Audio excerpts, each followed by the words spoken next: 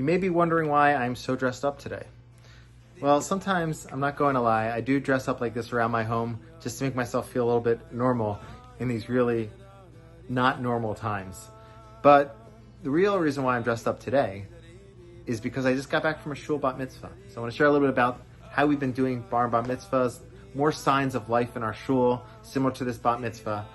And I think it's really relevant to talk about it this week because we're in Parashat Ki Tavo. Last week was Ki Tetzeh, as you go out. This week is about Ki Tavo, coming in. So I want to share with you a few signs of life that have returned to our Shul recently. So we had this bat mitzvah. Chazam was there, Rabbi Posner, Rabbi Wecker, Rabbi Wahlberg zoomed in. It was really nice. It was at a family's home. They were socially distanced under a tent. And we had many people join on Zoom, around 135 people Zoomed. So that was altogether 300 people in person and on Zoom. And it was a very special and powerful event. And we've been trying to find these ways to accommodate families and working really hard to have the Zoom option in place too for those who can't come in person. Another wonderful sign of life was last week at Bar Mitzvah ceremony in our Shul. It was in the Epstein Chapel actually. And it was on a Friday afternoon. It was funny because I came into the Shul. It's the first time I was in the Epstein Chapel since the beginning of the pandemic. And I got to my space in the Shul and I found a Megillah. It's like time stopped in a way, but I'm happy it's restarted a little bit now. And so we were able to have that ceremony. We projected it over Zoom.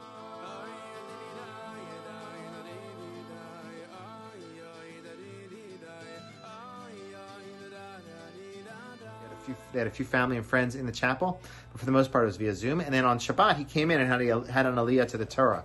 And the aliyah looks really interesting now. We haven't been really doing full aliyahs at our shul yet, but we have, for these kind of circumstances, we had a partition built. So Rabbi Wecker was on one side, our mitzvah boy was on the other, so it was a glass plastic partition that separated them. So we're trying our best to accommodate and bring those signs of life into the shul.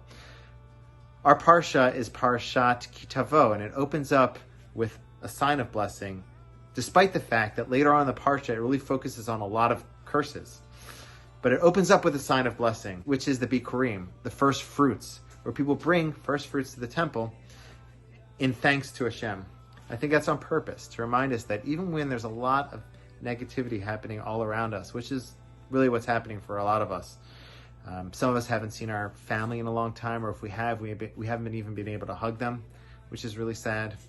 And everybody has their own struggles. Everybody's going through it now.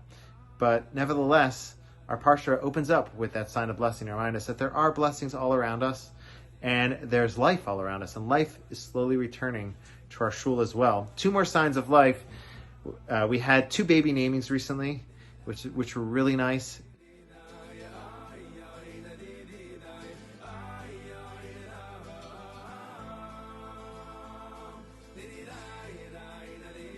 And we had a bar mitzvah boy come to the Torah, do his whole Torah portion, his whole of Torah, this past Shabbos. So that's something to think about, despite all that's going on, that there is life, there's signs of life in our lives and in our shul at this time too. So I just want to bless everybody that they have good health, they experience a lot of life, a lot of positive energy going forward from now and into this upcoming year.